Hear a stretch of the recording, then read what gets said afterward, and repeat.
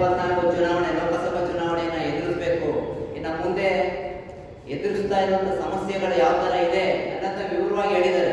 ಆದ್ರೆ ನಾವು ಇದು ಸತ್ಯನಾ, ಹೌದು ಏನು ಅನ್ನೋದನ್ನ ನಾವು ವಿವರವಾಗಿ ತಿಳ್ಕೋಬೇಕು. ಏನು 10 ವರ್ಷದಿಂದ ಈ ಮೋದಿ ಸರ್ಕಾರ ಏನು ನಮ್ಮನ್ನ ಆಳುವಂತ ಸರ್ಕಾರ ಯಾವ ರೀತಿ ನಡೆಸ್ಕೊಳ್ತಾ ಇದೆ ಅದನ್ನ ವಿವರವಾಗಿ ನಾವು ವಿವರಿಸ್ಕೊಂಡ್ರೆ, ಮೊದಲನೇದಾಗಿ ಏನು ಅಕೌಂಟ್ ಇಲ್ಲದೆ ಇದ್ದವ್ರಿಗೆ ನಾವು ಅಕೌಂಟ್ ಓಪನ್ ಮಾಡಿಸ್ತೀನಿ ಅಂತ ಓಪನ್ ಮಾಡಿಸಿದ್ರು. ಝೀರೋ ಅಕೌಂಟ್ ಎಲ್ಲ ಜನರಿಗೂ ನಾವು ಝೀರೋ ಅಕೌಂಟ್ ಮಾಡಿಸ್ಬಿಟ್ಟು ಎಲ್ಲರಿಗೂ ಅಕೌಂಟ್ ಇರಬೇಕು ಅನ್ನೋ ಥರ ಮಾಡಿದ್ರು. ಆದರೆ ಅಕೌಂಟ್ ಆದ್ಮೇಲೆ ಏನು ಮಾಡಿದ್ರು, ATM ಇಂದ ದುಡ್ಡು ತೆಗೆದ್ರೂ ಚಾರ್ಜು, ATM ಅಲ್ಲಿ ದುಡ್ಡು ಹಾಕಿದ್ರು ಚಾರ್ಜು, ಒಂದೊಂದಾಗಿ ಅದೇ ಥರ ಮಾಡ್ಕೋಬೋದು. ನೆಕ್ಸ್ಟ್ GST ಅಂತ ತಂದ್ರು. ಯಾರು ಉಪಯೋಗ ಆಯಿತು? ಒಂದು ಎಕ್ಸಾಂಪಲ್ ಕೊಡ್ತೀನಿ. GST ವಿಚಾರಕ್ಕೆ 100 ರೂಪಾಯಿ ಕರೆನ್ಸಿ ಹಾಕ್ತಾರೆ. ಯಾರು 100 ರೂಪಾಯಿ ಕರೆನ್ಸಿ ಹಾಕಂತ ವ್ಯಕ್ತಿಗಳು, ಮಿಡ್ಲ್ ಕ್ಲಾಸ್ ಫ್ಯಾಮಿಲಿ 100 ರೂಪಾಯಿ ಕರೆನ್ಸಿ ಹಾಕಿದ್ರೆ ಅವ್ರು ಬರೋಂಥ ದುಡ್ಡು ಎಷ್ಟು ಹೇಳಿ, GST ಎಲ್ಲ ಕಟ್ ಹಾಕ್ಬಿಟ್ಟು 82 ರೂಪಾಯಿನ 83 ರೂಪಾಯಿನ ಅವ್ರ ಬ್ಯಾಲೆನ್ಸ್ ಆಗಿ ತೋರಿಸುತ್ತೆ 100 ರೂಪಾಯಿಗೆ. ಅದೇ 1000 ರೂಪಾಯಿನ 500 ರೂಪಾಯಿನ ಕರೆನ್ಸಿ ಹಾಕಿದ್ರೆ ಫುಲ್ ಟಾಕ್ ಟೈಮ್ 500 ರೂಪಾಯಿಗೂ ಫುಲ್ ಟಾಕ್ ಟೈಮ್, 1000 ರೂಪಾಯಿ ಫುಲ್ ಟಾಕ್ ಟೈಮ್. ಅದೇ ಒಬ್ಬ ಬಡವ 100 ರೂಪಾಯಿ ಕರೆನ್ಸಿ ಹಾಕಿಸ್ತು ಅಂದ್ರೆ 83 ರೂಪಾಯಿ ಕಟ್ ಮಾಡೋದಂತೆ.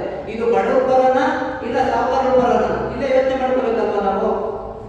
ಅದೇ ತರ 108 ವಿವರ ಇದೆ. ಏನು ಬೇಟಿ ಪಡಾವೋ ಬೇಟಿ ಬಚಾವೋ ಅಂದ್ರೆ ಏನು, ಮಹಿಳೆಯರೆಲ್ಲ ನಾವು ಉದ್ಧಾರ ಮಾಡ್ತೀವಿ ಅಂತ. ಮಣಿಪುರದಲ್ಲಿ ಬೆತ್ತಲೆಯಾಗಿ ಮೆರವಣಿಗೆ ಮಾಡ್ತಾರೆ, ಆದ್ರೂ ಮಣಿಪುರ ಕಾಲಿಟ್ಟಿಲ್ಲ.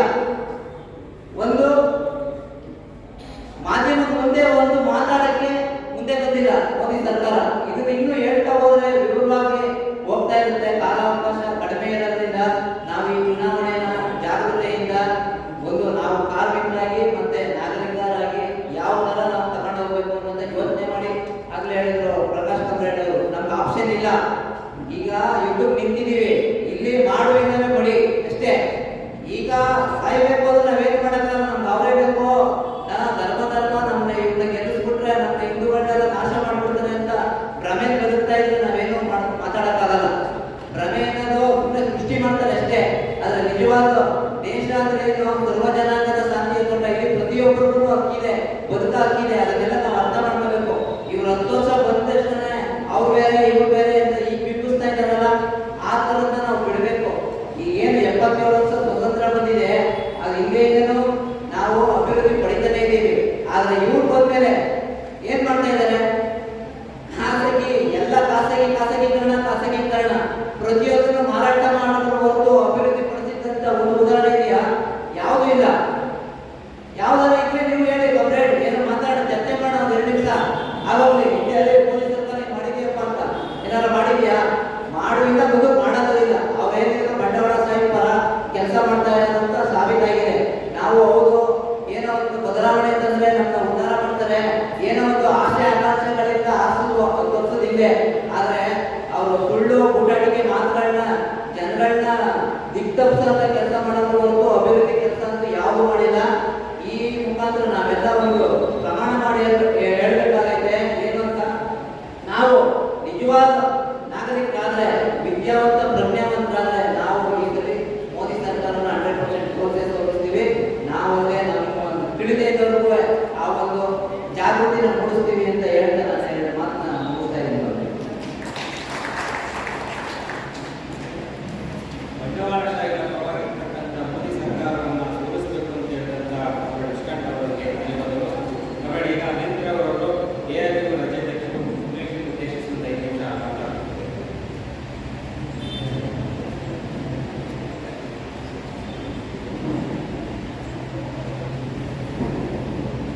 ವೇದಿಕೆಯ ಮೇಲೆ ಇರ್ತಕ್ಕಂಥ ಎಲ್ಲ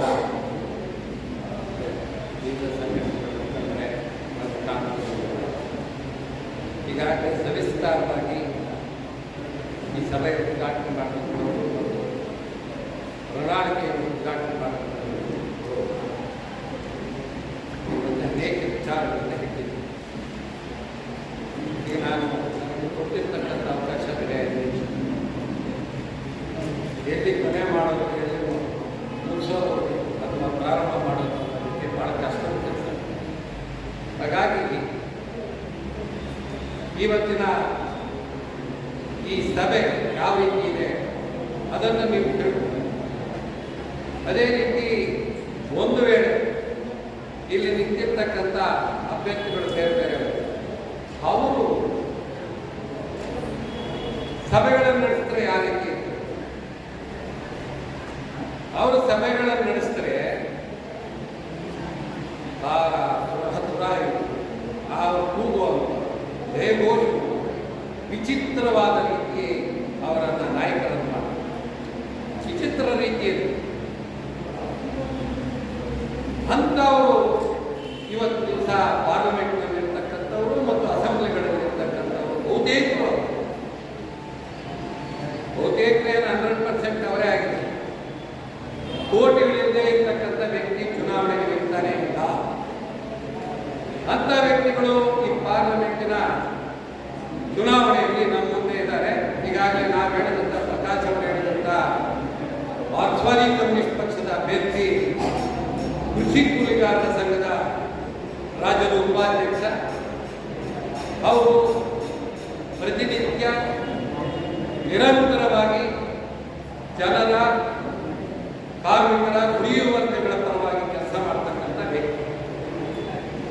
ಆದರೆ ನಮ್ಮ ಸಮಸ್ಯೆ ಏನು ಅಂತ ಹೇಳಿದ್ರೆ, ಇವತ್ತು ದಿವಸ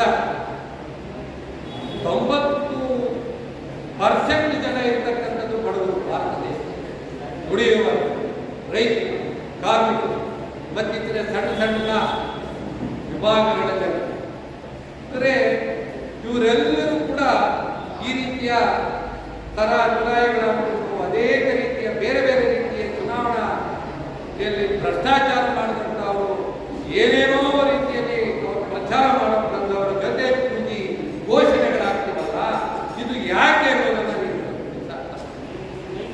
ನಮ್ಮನ್ನ ಯಾವುದೋ ಒಂದು ಮೌಢ್ಯದಲ್ಲಿ ತುಂಬಿದ್ದಾರೆ. ನಿಜವಾಗಿ ನಮ್ಮ ಪರವಾಗಿ ಇವರು ಇಲ್ಲ. ಪಾರ್ಲಿಮೆಂಟ್ನಲ್ಲಾಗಲಿ ಅಸೆಂಬ್ಲಿಯಲ್ಲಾಗಲಿ ಎಲ್ಲೂ ಕೂಡ ಕಾರ್ಮಿಕರ ಪರವಾಗಿ ಧ್ವನಿ ಎತ್ತೋದಿರಲಿ, ಕಾರ್ಮಿಕರ ವಿರೋಧದ ಅಥವಾ ದುಡಿಯುವ ವರ್ಗದ ವಿರೋಧಿ ನೀತಿಗಳನ್ನ, ರೈತ ವಿರೋಧಿ ನೀತಿಗಳನ್ನ, ಜನ ವಿರೋಧಿ ನೀತಿಗಳನ್ನ ತರ್ತಾ ಇದ್ದಾರೆ. ಇಷ್ಟೆಲ್ಲ ತಂದರೂ ಕೂಡ ನಾವು ಇದುವರೆಗೂ ಕೂಡ ಅವರೇ ಸರಿ ಅಂತಕ್ಕಂಥ ಒಂದು ರೀತಿಯಲ್ಲಿದ್ದೀವಿ ಅಂತ ಹೇಳಿದ್ರೆ, ನಾವು ಕೂಡ ಇವತ್ತು ದಿವಸ ಬದಲಾವಣೆ ಆಗಬೇಕಾಗಿದೆ ಅಂತಕ್ಕಂಥದ್ದನ್ನ ನಾವು ಅರ್ಥ ಮಾಡ್ಕೋಬೇಕು. ಬದಲಾವಣೆ ಅಂತ ಹೇಳಿದ್ರೆ ಯಾವ ರೀತಿ? ಈ ವಿಚಾರಗಳೆಲ್ಲವೂ ನಮಗೆ ಈಗ ಇಷ್ಟು ಗೊತ್ತಿನವರೆಗೂ ಹೇಳಿರ್ತಕ್ಕಂಥ ವಿಚಾರಗಳನ್ನು ನಾವು ಕೇವಲ ಏನೋ ಇದು ಒಂದು ವಿಚಾರ ಇದೆಯಾ ಇಲ್ವೋ ಅನ್ನೋ ರೀತಿಯಲ್ಲಿ ನಾವು ಇರೋದ್ರ ಕಾರಣದಿಂದಾಗಿ ಇವೆಲ್ಲವೂ ನಡೀತಾ ಇದ್ದಾವೆ. ಹಾಗಾಗಿ ನಾವು ಇನ್ನೂ ಹೆಚ್ಚಿನ ವಿಚಾರಗಳನ್ನು ಅರ್ಥ ಮಾಡಿಕೊಂಡು ಈ ವಿಚಾರಗಳನ್ನು ಪ್ರತಿಯೊಬ್ಬರು ಕೂಡ ಪ್ರತಿ ಮನುಷ್ಯನ ಜೊತೆ ಮಾತನಾಡುವ ಸಂದರ್ಭದಲ್ಲಿ, ಚರ್ಚೆ ಮಾಡುವ ಸಂದರ್ಭದಲ್ಲಿ ಈ ವಿಚಾರಗಳನ್ನೆಲ್ಲ ತರಬೇಕಾಗಿದೆ. ಕೇವಲ ಒಂದು ರಾಮ ಮಂದಿರ, ಒಂದು ಮಸೀದಿ ಈ ದೇಶದಲ್ಲಿ ಒಂದು ರಾಜಕೀಯ ಪಕ್ಷವನ್ನು ಅಧಿಕಾರಕ್ಕೆ ತರೋದಾದರೆ, ಈ ದೇಶದ ಕನಿಷ್ಠ ಜನರ ಇವತ್ತಿನ ಅಗತ್ಯ ವಿಚಾರಗಳು ಯಾವುವೂ ಕೂಡ ಪಕ್ಕಕ್ಕೆ ಸರಿಯೋದಾದರೆ ನಾವೆಲ್ಲಿದ್ದೀವಿ ಅಂತಕ್ಕಂಥದ್ದನ್ನು ನಾವು ಅರ್ಥ ಮಾಡ್ತೀವಿ. ನಾವ್ಯಾರು ಕೂಡ ರಾಮನ ವಿರೋಧಿಗಳಲ್ಲ, ನಾವೆಲ್ಲ ರಾಮನ ಭಕ್ತರೇ ಅನ್ಕೊಂತೀನಿ. ಅನೇಕರು ಪ್ರತಿಯೊಬ್ಬರ ಮನೆಯಲ್ಲೂ ಕೂಡ ರಾಮನ ಪೂಜೆಯನ್ನ ಮಾಡಿದ್ರು. ಆದರೆ ಅದು ರಾಜಕೀಯ ವಿಚಾರ ಆಗಬೇಕಾ? ಅದು ಇವತ್ತು ದಿವಸ ರಾಜಕೀಯ ವಿಚಾರವಾಗಿ ಕೇಂದ್ರದಲ್ಲಿ ಅಧಿಕಾರವನ್ನು ತರ್ತಕ್ಕಂಥ ಸಂದರ್ಭಕ್ಕೆ ನಾವು ಹೋಗಿದ್ದೀವಿ. ನಮ್ಮ ದಿನನಿತ್ಯ ಸಮಸ್ಯೆಗಳು, ನಾವು ಸಂಕಷ್ಟದಲ್ಲಿರ್ತಕ್ಕಂಥ ಸಮಸ್ಯೆಗಳು, ನಮ್ಮ ಕಾರ್ಮಿಕ ಕಾಯ್ದೆಗಳಿಗೆ ಬದಲಾವಣೆ ತಂದಿರ್ತಕ್ಕಂಥದ್ದು, ನಮ್ಮ ಮೇಲೆ ಹೊಡೆತ ಆಗ್ತಾ ಇರ್ತಕ್ಕಂಥದ್ದು, ನಮ್ಮ ಆದಾಯ ಕಡಿಮೆ ಆಗ್ತಾ ಇರ್ತಕ್ಕಂಥದ್ದು, ನಮ್ಗಿರ್ತಕ್ಕಂಥ ಭದ್ರತೆಗಳು ನಾಶ ಆಗ್ತಾ ಇರ್ತಕ್ಕಂಥದ್ದು, ನಮ್ಮ ಜೀವನ ಇವತ್ತು ದಿವಸ ದುರ್ಬಲ ಆಗಿರ್ತಕ್ಕಂಥದ್ದು, ಆಸ್ಪತ್ರೆಗೆ ಹೋದ್ರೆ ಜೀವನನೇ ಉಳಿಯಲ್ಲ ನಮ್ಮ ಬಡವರು ಅಂತಕ್ಕಂಥ ಪರಿಸ್ಥಿತಿ, ಸ್ಕೂಲ್ಗಳಿಗೆ ಹೋದ್ರೆ ಅಲ್ಲಿ ದುಡ್ಡು ಕಟ್ಟೋದಕ್ಕೆ ಸಾಧ್ಯ ಇದೆ, ನಮ್ಮ ಮಕ್ಕಳು ಬೀದಿ ಪಾಲಾಗುವಂಥ ಪರಿಸ್ಥಿತಿ, ಇವುಗಳಿಗೆ ಕಾರಣ ಏನು ಅಂತಕ್ಕಂಥದ್ದನ್ನ ಇವತ್ತು ದಿವಸ ನಾವು ನೋಡಬೇಕಾಗ್ತದೆ. ಆ ನಿಟ್ಟಿನಲ್ಲಿ ಈ ದೇಶದಲ್ಲಿ ಏನಾದರೂ ಕೂಡ ಬದಲಾವಣೆ ಬರಬೇಕು ಅಂತ ಹೇಳಿದ್ರೆ ಮಾರ್ಕ್ಸ್ವಾದಿ ಕಮ್ಯುನಿಸ್ಟ್ ಪಕ್ಷ ಮತ್ತು ಎಡಪಕ್ಷಗಳು ಈ ದೇಶವನ್ನು ಹೆಚ್ಚೆಚ್ಚು ಬಲಿಷ್ಠವಾಗಿ ಆಗಬೇಕಾಗ್ತದೆ ಮತ್ತು ಪಾರ್ಲಿಮೆಂಟ್ಗಳಲ್ಲೂ ಕೂಡ ಹೆಚ್ಚು ಇದಕ್ಕೆ ಉದಾಹರಣೆ ನಾವು ಮೊದಲನೇ UPA ಸರ್ಕಾರ ಇದ್ದಾಗ ನಮ್ಮ ಪಕ್ಷಗಳು 62 ಪಕ್ಷಗಳಿದ್ದಂತಹ ಸಂದರ್ಭ ಈ ದೇಶದ ಅನೇಕ ಜನಪರ ಕೆಲಸಗಳಾಗಿದ್ದಾವೆ.